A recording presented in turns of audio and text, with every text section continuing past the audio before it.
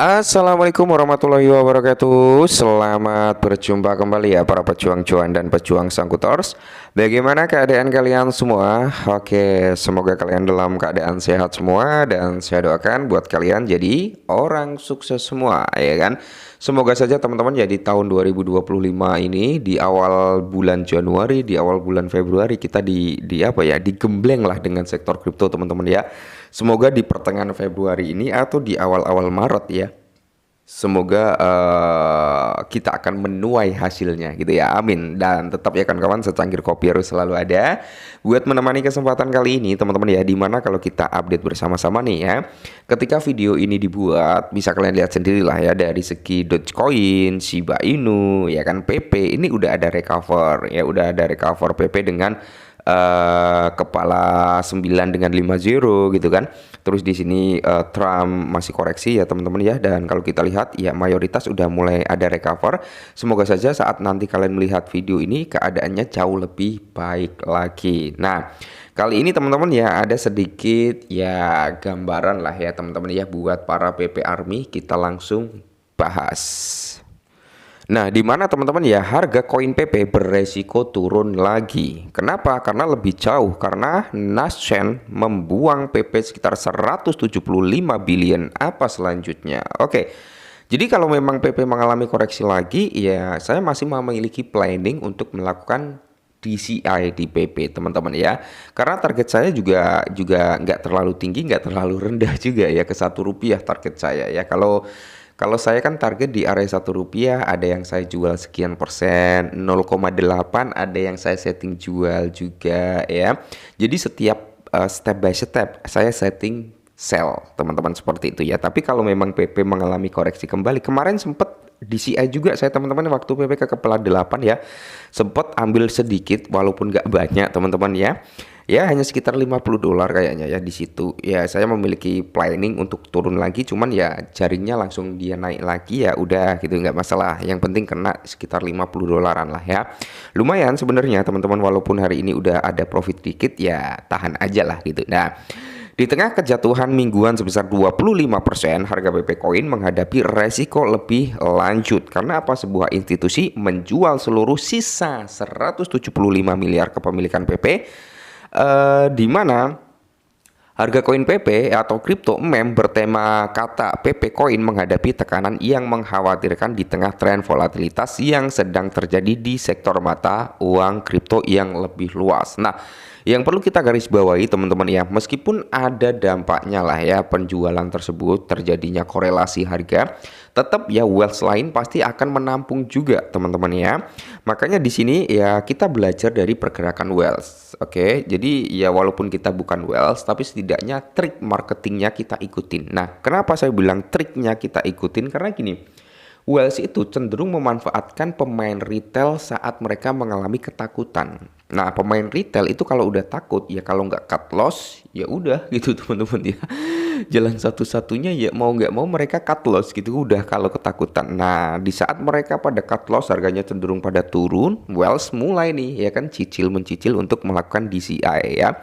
Seperti yang saya bilang ya, masuk saat orang lain takut dan keluar saat orang lain strong atau berani gitu kan ya. Seperti ibarat kata adalah buy by rumor, sell by news gitu teman-teman ya. Nah, mengkhawatirkan. Nah, di mana harganya kini semakin meningkat karena aksi jual besar-besaran para paus.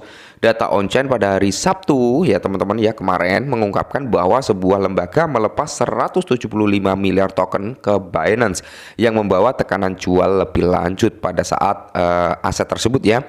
Di tengah gejolak pasar PP saat ini turun sekitar 35% setiap minggu, dan kemudian kemungkinan besar penurunan nilai lebih lanjut dapat terjadi karena tren pasar yang lebih luas. Oke, kita berbicara tren pasar nih. Nah, kalau tren pasarnya tetap lesu, Bitcoin tetap turun, dominansinya naik teman-teman ya, maka tidak menutup kemungkinan PP akan mengalami korelasi harga menurun.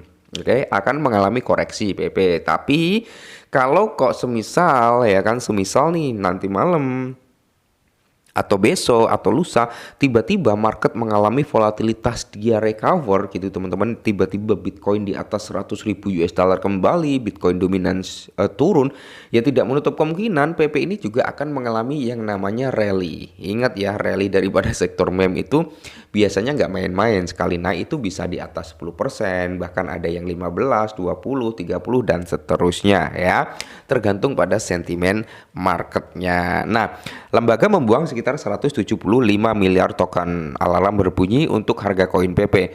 Menurut data Lock on Chain per 8 Februari kemarin, Nascent menjual sekitar 175 miliar PP senilai 1,5 juta US dollar dengan menjual ke Binance. Khususnya penjualan ini menandai penjualan terakhir lembaga tersebut untuk token tersebut. Nah, jadi lembaga tersebut udah nggak ada PP lagi teman-teman ya. Semisal lembaga tersebut ingin memiliki PP, ya mau nggak mau mereka harus membeli PP kembali, atau bahkan Nascent ya mungkin ya dia udah ada planning nih untuk serok lagi di bawah, bisa jadi teman-teman, bisa jadi ya, karena apa, telah menjual semua pemilikan token tersebut. Nah, menariknya Nascent berhasil menjual sekitar 608,85 miliar token antara 6 Juni dan 15 Juli. Oke. Senilai 7,73 juta US dollar. Setelah itu lembaga tersebut mulai menjual pada 13 November. Terus, namun perlu disebutkan bahwa sifat dinamis sektor koin meme teratas menyebabkan lembaga tersebut kehilangan titik penjualan opsionalnya atau optimalnya, sehingga hanya menghasilkan laba sebesar 348.000. Meskipun demikian, karena entitas terkenal itu menjual semua kepemilikannya untuk token ini, pengamat pasar tetap berhati-hati tentang pergerakan di masa mendatang di tengah menurunnya minat pasar. Oke. Jadi ini valid ya teman-teman ya. Jadi ini valid, ini jumlahnya ya.